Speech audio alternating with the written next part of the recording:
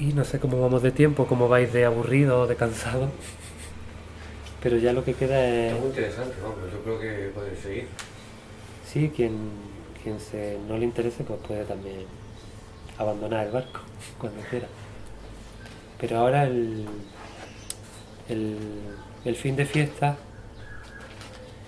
o el cierre del último punto es las plantas, que en realidad es lo que yo soy, ¿no? Es mi comienzo, todo el cielo, toda la astrología, toda la magia, toda esta historia fueron llegando poco a poco, pero yo empecé con las plantas y sigo, ¿no? Y estarán hasta el final. Y las plantas sagradas, las plantas maestras, las plantas chamánicas.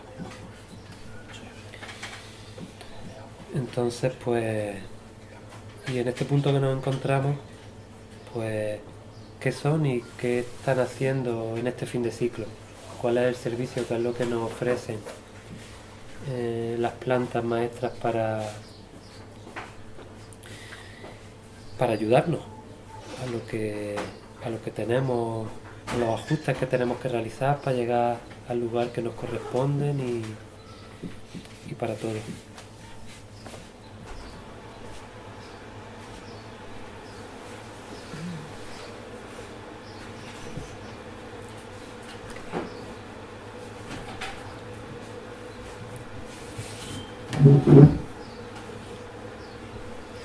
Podemos cerrar los ojos un momento y respirar.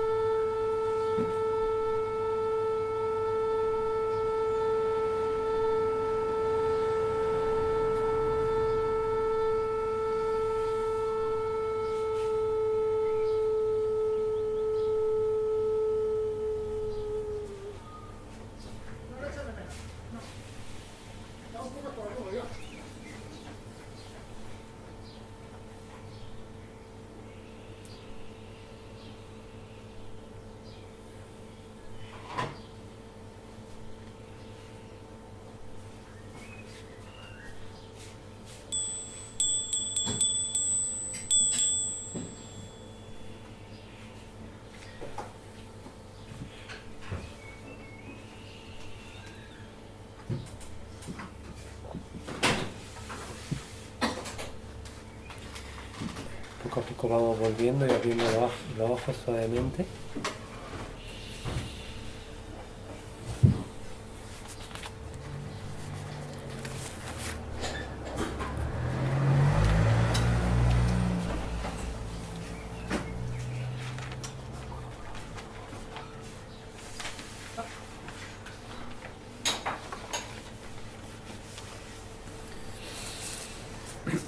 Ujú.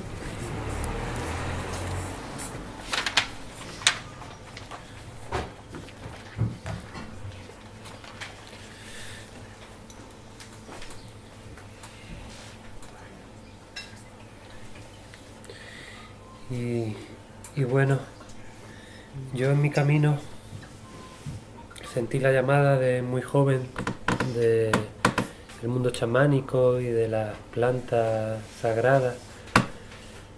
Y por mi situación, yo soy de Antequera, es un pueblo de Málaga.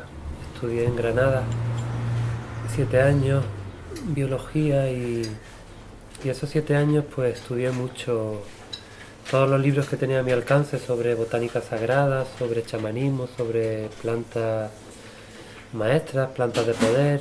No tuve acceso a un chamán o a un guardián de esta sabiduría, pero tuve la posibilidad de estudiar todo lo que había escrito eh, en ese tiempo y en cuanto a la zona de Siberia, pues me dio mucha fuerza el, el leer que había casos en que la iniciación chamánica la guiaban los propios espíritus. No, había casos donde no era necesario un guía o un chamán para el nuevo chamán. Entonces desde ahí elegí hacer mi camino solo y, y pues después de terminar los estudios, los 7 años de universidad y de estudio de estas plantas y de estos libros, pues decidí empezar a tomarlas y decidí pues eso, con mucho respeto, con mucha conciencia, con mucho conocimiento, viendo las dosis de cada planta, siempre haciendo dosis graduales y subiendo poco a poco sin llegar a tener como experiencia y bueno, hace ya 19 años que empecé con los estudios de estas plantas y, y 12 que las estoy tomando. Desde 2007 que terminé los estudios, pues ha habido distintos años donde me he centrado más en unas, en otras, pero hubo un momento empecé con la ayahuasca, que era lo que había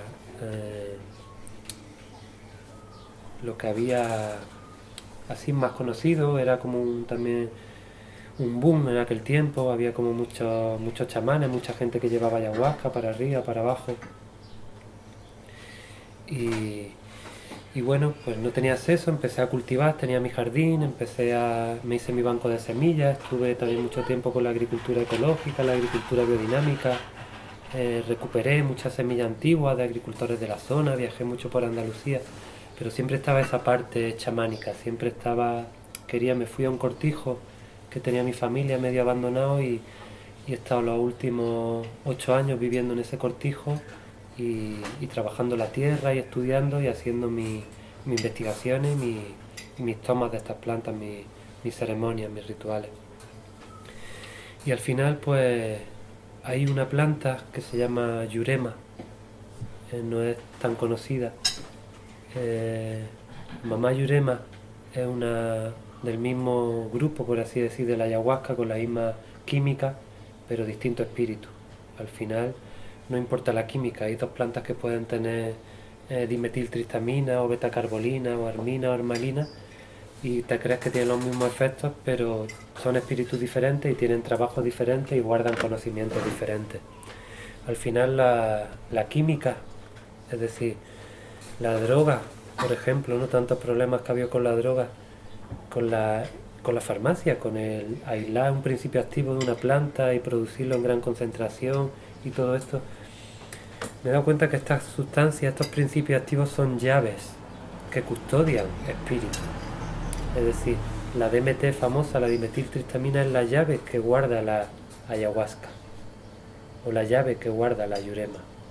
Entonces, cuando tú juegas y le quitas la llave a ese espíritu y juegas con la llave, pues normalmente es peligroso, porque no sabes la puerta que va a abrir, no sabes a dónde va a ir, no sabes cómo volver, no conoces, y de hecho hace falta conocer, hace falta respetar al espíritu que te está acercando a él, hace falta honrarlo y hace falta un ritual, hace falta unos rezos, no hace falta una ofrenda. Es como, es muy sagrado lo que se sucede en esas ceremonias y la forma en que se tienen que dar y desarrollar. Entonces, después de 4 o 5 años de toma de... También hace 20 años que cultivo cactus. De siempre me llamaban, no sabía, no entendía, pero tengo un jardín de cactus y de guachuma o de San Pedro que también trabaja con nosotros y es diferente. Las plantas son espíritus y son espíritus libres, es decir, tienen muchos, guardan conocimientos, guardan poderes, guardan herramientas de sanación y no aceptan trabajar con cualquiera. Necesitas hacer tu trabajo previo para acercarte a ellas, necesitas purificarte, necesitas sanarte y necesitas acercarte con mucho respeto. Si no te sacuden y tienes mala experiencia y miedo y te alejas de ese camino si no tienes la preparación. Entonces al final estas plantas se pueden convertir en aliados. Un chamán tiene aliados que trabajan con él en el otro lado. Es decir, son plantas que acompañan al chamán al mundo de los espíritus para hacer los ajustes que necesita la persona para sanarle lo que la persona necesita sanar, que está en su subconsciente o en su supraconsciente o en su mundo no visible, que se manifiesta en su mundo físico como una enfermedad, pero a nivel energético hay algo, una energía bloqueada, una emoción estancada, hay algo que estas plantas ayudan al sacerdote, al chamán a sanar, porque viajan con él. Y para tú conseguir un aliado, tú tienes que trabajar mucho con esa planta y tienes como que honrarla, tienes que aprender mucho de ella, tienes que estar muchos años tomando la planta, hasta que la planta elige, te acepta. Entonces pues eso me sucedió a mí. Hace 4 o 5 años la Yurema eligió aceptarme, me aceptó y desde entonces me dio como el permiso para trabajar con ella y para empezar a guiar ceremonias a gente, ¿no? Fuera parte de mi trabajo personal. Entonces hay muchas plantas que tienen como mucha... que no es casualidad que hayan salido ahora a la luz pública con tanta fuerza para este fin de ciclo, porque han sido como abuelas, abuelos, espíritus ancestrales que estaban guardados por pueblos originarios, por pueblos que guardaban un conocimiento ancestral y que estaban como custodiando esos seres para cuando llegara el momento de abrir las puertas y de ayudar a la humanidad a dar este paso que estamos dando. Entonces he hecho como con lo que yo trabajo, ¿no? Con lo que nosotros trabajamos, con pues 4 básicamente, ¿no? Puede ser el mapacho, el abuelito tabaquito, que realmente estas plantas son muy poderosas, igual que la marihuana, por ejemplo, o la mama coca. Es decir, si tú no las respetas y si tú no las cuidas y si tú no las tratas con el ritual que merecen, acaban contigo. Es decir, te poseen y te consumen. El tabaco es sagrado, la mama coca es sagrada, la planta de María es sagrada y cuando la usamos para nuestro propio beneficio, para nuestro propio placer, nos hacen dependientes de ellos y nos consumen y nos agotan y nos dejan sin energía. Es como nosotros creemos que lo usamos a ellos, pero ellos nos usan a nosotros. Y la gente, pues, está todo el mundo dependiente del tabaco, de la cocaína, de la marihuana, porque no saben, porque no lo hacen de la forma, porque son cosas sacerdotales, es decir, son cosas sagradas que hace falta un camino iniciático para aprender a usar y usar con una conciencia y con una intención. Es decir, no es para mi gusto, ni para mi placer, ni para mi disfrute. Es porque necesito una visión, porque necesito un entendimiento, porque necesito una sanación, porque necesito calmar mi mente, porque necesito bajar mi corazón. Entonces cada una tiene un abanico muy grande de propiedades y de efectos que nos ayudan. Pero necesitamos conocer y hacer de forma correcta el uso de estas plantas, los que somos sacerdotes y los que estamos preparados para manejar estas plantas y guiar y recibir a la gente que necesite y acompañarle y darle en el momento de su iniciación, ¿no? O de su toma o de su sanación. Entonces El, el mapacho, el tabaco sagrado, hay muchas formas de tomarlo y el trabajo principal del tabaco, del mapacho, es la conexión. El tabaco nos ayuda a conectar y a comunicar con el gran espíritu, con el espíritu interior y con los espíritus. Con el tabaco se reza. El humo del tabaco lleva nuestro mensaje y nuestro rezo al gran espíritu. Encender una pipita de tabaco es un acto muy sagrado, que conecta a todos los mundos y nos permite rezar y nos permite pedir, nos permite agradecer, nos permite ofrendar y tiene muchas propiedades para nosotros, para todas nuestras partes. He traído mi pipa, que así si luego al final alguien quiere nos podemos poner. La pongo mi pipa. Y es una pipa de la paz, es decir, porque sirve para comunicar. Antiguamente las tribus, para llegar a acuerdos, se reunían y entraban en ese estado y compartían el tabaquito sagrado y les llevaba a todos a un estado de calma, de apertura de corazón, porque al final lo que te hace el tabaco usado de forma sagrada es calmarte la mente. La mente se relaja, se abre el corazón y te permite sentir, está abierto a comunicar, a recibir, a aceptar. También sirve, hay muchas formas de tomar tabaco. De forma sagrada está el rapé, que es una preparación en polvo que se sopla. Un hermano, una hermana sopla por la nariz y llega a las mucosas y te produce un efecto muy rápido de limpieza, donde se termina como un poco el flujo continuo de pensamiento, se abre, ¿no? Da mucha claridad mental y purga. En un momento empieza a echar fuera mucho moco, mucha densidad y te sientes muy limpio después. Y son como plantas que usadas de forma sagrada tienen muchos beneficios para los humanos. Porque realmente, igual que la tierra es nuestra madre y el sol es nuestro padre, el tabaco es nuestro abuelo. Aunque sea difícil, la ayahuasca es nuestra abuela. Es que ahora mismo nos vemos aquí con cuerpo humano, pero somos mucho más que este cuerpo humano. Los espíritus, el espíritu de la ayahuasca, el espíritu del tabaco, tienen ahora un cuerpo físico aquí en esta tierra con forma de planta, pero son mucho más que una planta. Son seres muy grandes. Igual que la mamacoca. La mamacoca sirve para rezar y para comunicar. Y con la mamacoca pedimos, igual que podemos pedir con el tabaco, y nos comunicamos de forma directa con la Pachamama, con las plantas, con los espíritus.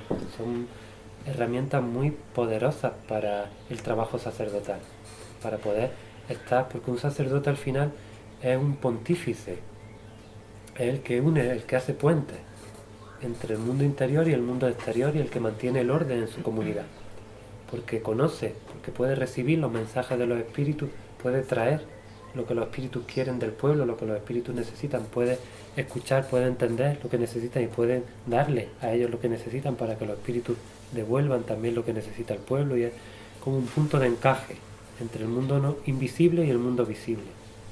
Es el trabajo del sacerdote. Después, la ayahuasca y la yurema, por ejemplo, que la yurema pues no es conocida, pero ya hace tiempo que me lleva diciendo que quiere salir al mundo y quiere que la conozcan también. Que la ayahuasca la conoce todo el mundo, pero la yurema es una gran madre, una gran sanadora, una gran maestra. Ha sido mi maestra y es, ¿no? Y es mi aliada, es el espíritu con el que trabajo, la medicina que preparamos cuando guiamos ceremonias, y lo que hacen estas plantas es entrar en mucha profundidad dentro de uno mismo. Nos permiten llegar a partes muy muy profundas de nuestra alma y nos permiten ver cosas que normalmente no tenemos acceso a llegar, como heridas muy profundas, muy ancestrales, que trascienden incluso nuestra vida conocida, incluso vidas pasadas, propias, o incluso de nuestros padres, de nuestros abuelos. Son plantas que nos permiten entrar a mucha profundidad y poder ver y poder sanar, poder liberar esa energía que se quedó estancada. A lo mejor de la infancia tuvimos como una regañina muy fuerte, o un shock muy fuerte, o hubo algo que había que gritar y no se gritó, o un dolor que no se expresó, y ahí está todavía dentro. Y estas plantas nos permiten llegar a ese punto del tiempo-espacio donde se quedó algo bloqueado, poder verlo, poder entenderlo y purgarnos de eso y liberarlo. Son plantas que liberan a través de entendimientos, pero también mucho a través de vómitos y diarreas. Durante la ceremonia hay un momento que el cuerpo ya necesita liberarse de algo que lleva años acumulando y no solo sale un vómito físico, sale la emoción, sale la energía. Y hay muchos tipos también de vómitos, es decir, hay vómitos que pueden salir con gritos, hay vómitos que salen ácidos porque lo que había guardado era rabia. Entonces son plantas muy sabias que saben perfectamente lo que necesitas y te dan lo que estás preparado para manejar, para tú gestionar, para tú liberarte de eso. No te ponen en procesos más fuertes de los que tú estás preparado para manejar. Hay como un orden que ellas conocen y ven dónde estás, dónde lo que puedes, lo que necesitas liberarte, el camino que estás caminando y te muestran y te ayudan a soltar y te ayudan a recordar quién eres, de dónde vienes, tu grandeza, ¿no? Y tu pequeñez, ¿no? Dentro de este universo y son rituales muy, muy sagrados y muy mágicos y muy bonitos. Y es importante conocerlos porque desde fuera pues se habla mucho, ¿no? Y mucha gente entra en procesos fuertes, un poco catárticos, ¿no? De procesos de a lo mejor pues gritos, de sacudidas del cuerpo, el cuerpo puede dar espasmos, pero no es duro en el sentido de cuando termina la ceremonia y hablas con la persona, puede la persona compartirte que no estaba sufriendo, estaba en un proceso que el cuerpo necesitaba esos movimientos para poder liberar esa energía que llevaba tanto tiempo ahí estancada, ¿no? Y se expresaba de esa forma. Y después al día siguiente es un proceso de muerte y renacimiento. Realmente algo siempre muere en la ceremonia y tú renaces. Y al día siguiente te sientes como súper ligero, súper renacido, como algo grande que te pesaba mucho en tu vida se lo ha llevado la planta y tú caminas como más ligero y más pleno. ¿Y con el peyote no? Sí.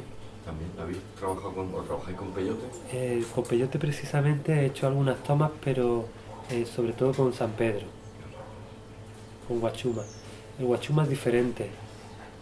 El guachuma no es una planta que se pueda convertir en tu aliado. El guachuma está, por así decirlo, por encima de los aliados. El guachuma es un gran maestro que te sana lo que te tiene que sanar, pero hay que acercarse a él con mucho respeto y te enseña. El guachuma te enseña quién eres y te enseña el modo correcto en el que tienes que llevar tu vida para que todo vaya fluyendo en una armonía y en una ligereza, ¿no? Que no sean las cosas pesadas ni densas. Y es una medicina muy buena la que trae los cactus, el peyote y el jicuri y el guachuma. Y más o menos pues trabajamos con estas plantas. Y puedo preguntarte una cosa. En tus investigaciones, ¿has encontrado plantas originales de aquí? Sí.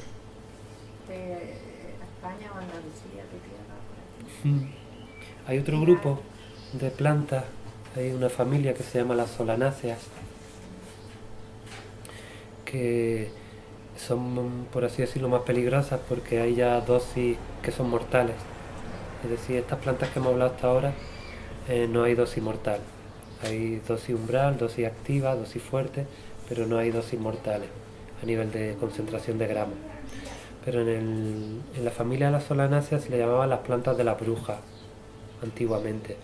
Y eran estilo beleño, mandrágora, belladona, estramonio. Hay una familia de plantas que había muchas muertes. De hecho, cada varios años hay varios chicos que aparecen, porque ya no son... Estas plantas se pueden considerar plantas visionarias, te inducen a visiones. A las otras le llaman alucinógenas, y no es porque sea mentira lo que muestran, pero es un poder más fuerte, es un poder más difícil de manejar y es un poder que sí hay que ser un iniciado y hay que saber perfectamente el modo de preparación. Es como, no sé si conocéis los libros de Carlos Castaneda, La hierba del diablo, es una de estas daturas, uno de los estramonios, es uno de los aliados que tenía su benefactor, su maestro, pero es una planta muy caprichosa en el sentido de que requiere un ritual muy preciso y no te puedes saltar ningún paso y si algo no, el augurio, ¿no? Lo preparas por la noche, si al día siguiente hay nubes ya tienes que dejarlo. Es como, no es, si esto ya no es para todos, esas plantas mucho menos, ¿no? Pero están ahí y se puede y se sabe, conocemos la forma y el peligro que tienen sobre todo es por vía interna, es decir, por ingestión. Se preparan ungüentos, se preparan por vía externa y se pueden también conocer con un poco más de seguridad, pero aún así son plantas peligrosas y no son plantas que se usen en ceremonias. Hay sacerdotes que trabajan con algunas de esas plantas porque tienen también muchas propiedades. De hecho, la atropina es uno de los principios activos de estas plantas y la medicina lo usa. La farmacia produce atropina cuando hay parada cardiorrespiratoria o algo de eso, lo que hace es una inyección de atropina. Y la atropina es la medicina más fuerte que tiene estas plantas, ¿no? Entonces no es que sean malas, pero hay que gastar cuidado, son plantas muy, muy poderosas.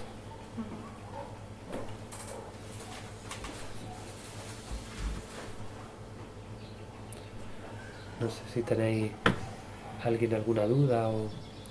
En nuestra cultura, ¿qué plantas se han usado anteriormente? Porque todas las civilizaciones, bueno, la ayahuasca, el peyote, yo sé que en Sudamérica se ha usado, pero aquí... es que aquí, ¿a dónde nos tendríamos que ir para ver los pueblos originarios? Quizás los celtas. Seguro que algunos usarían, pero se habrá perdido. Es que después ha habido tantas culturas que han pasado por esta tierra y que han impuesto su realidad. En Siberia, por ejemplo, porque yo siento que el origen está en Siberia. De hecho, esto que contaba antes son 5.125 años y es la historia conocida, pero en Siberia hay restos desde 40 y 50.000 años atrás, de sacerdotes en las montañas Altai, de chamanismo siberiano. Y en Siberia pues hay un hongo sagrado que es la manita muscaria y hay distintas plantas, ¿no? Pero volviendo por aquí, porque al final aquí también tenemos hongos sagrados en esta tierra. Lo que pasa es que tampoco conocemos, pero los Teonanacalt, el hongo sagrado de México, los Psilocybes cubensis, famosos, los hongos alucinógenos que han vendido en las tiendas como si eso fuera también para todos, ¿no? También hay especies de psilocibes autóctonas de la península ibérica. Y bueno, también tenemos la amapola real, la dormidera, que es otra planta sagrada de muchas culturas que ha generado como el declive de muchas culturas desde que se conoció su extracción y se empezó a producir el opio y después había como varias, la cultura mitraica pereció por el abuso de esta planta. Es como, son plantas que tienen la muerte y la vida al mismo tiempo, el cielo y el infierno dentro de ellas y solo depende de ti, del uso que hagas de ellas te lleve a un lugar o a otro. Entonces todo uso inconsciente te va a llevar a la parte más dura, más oscura de estas plantas. Y todo uso consciente, respetuoso, es decir, hasta hace pocos años la dormidera, el mundo árabe tenía un conocimiento bestial de las plantas medicinales, de las plantas sagradas. Hay otra que se llama el jarmel, que es otra de las plantas que nosotros usamos en combinación con yurema, porque hace falta una sinergia para que dé el efecto. Principios químicos y fisiológicos para que suceda como tiene que suceder, ¿no? Y es una planta que viene de la zona de Oriente, le llaman también ruda siria, y se ha utilizado de siempre también en Marruecos y es una planta visionaria también que te permite entrar en este otro lado, ¿no? Y ver lo que hay dentro de ti, porque al final lo que vemos es lo que tenemos dentro, es decir, no va a haber nada que esté fuera. Todas las visiones, todas las imágenes que se nos muestran son como cosas que hemos creado con nuestra mente, con nuestros miedos, con nuestras cosas reprimidas, y aquí pues tenemos eso, la familia de las plantas solanáceas, está todo el campo lleno de beleños, de estramonios, de daturas, de la hierba del diablo, la trompeta del diablo. Son plantas muy poderosas que son para gente con mucho camino y con mucho poder ya para poder manejarla a ella, para poder empezar a acercarse y a trabajar con ella. Y no sé, no lo podemos preparar para la próxima y hacer un abanico y ver aquí en estas tierras, ¿no? Las medicinas y los guardianes y los sacerdotes antiguos, las plantas que usaban y cómo las usaban. Pero yo creo que se ha perdido mucho y se ha desprestigiado y se ha degenerado mucho también. La Inquisición y la Iglesia Católica hizo todo lo posible por quemar lo máximo, ¿no? Tanto de sacerdotes como de libros y de información. Pero bueno, aquí seguimos y cada vez más, ¿no? Y cada vez con más conciencia y con más... Habría que ir a los druidas, ¿no? Si de los centros habría que ir a los druidas, ¿no? Sí, pero es interesante, lo podemos investigar. Pues no sé. Terminamos, ¿no? Si tenéis alguna duda, más o menos estos eran los puntos. Y bueno, y eso, y comentad que nosotros tenemos un cortijo en la laguna de Fuente de Piedra. Si no conocéis, está al lado de Antequera. Y vivimos allí, tenemos allí nuestro jardín donde cultivamos nuestras plantas medicinales. Tenemos un banco de semillas antiguas, de variedades de hortícolas, medicinales, plantas maestras. Tenemos allí nuestro espacio. Ahora mismo estamos ahí, en crecimiento, en preparación, pero tenemos ya nuestro espacio para hacer consultas, sanaciones. Hacemos consultas de astrología kármica, de astrología maya, distintos tipos de sanaciones según la persona. Guiamos ceremonias con personas de distintas plantas según también lo que necesite y estamos pues eso. Ahora estamos empezando a caminar y a viajar, a compartir, a llevar nuestras medicinas también por donde vamos, y si alguien siente o le resuena o necesita, pues podemos compartir, podemos comunicar y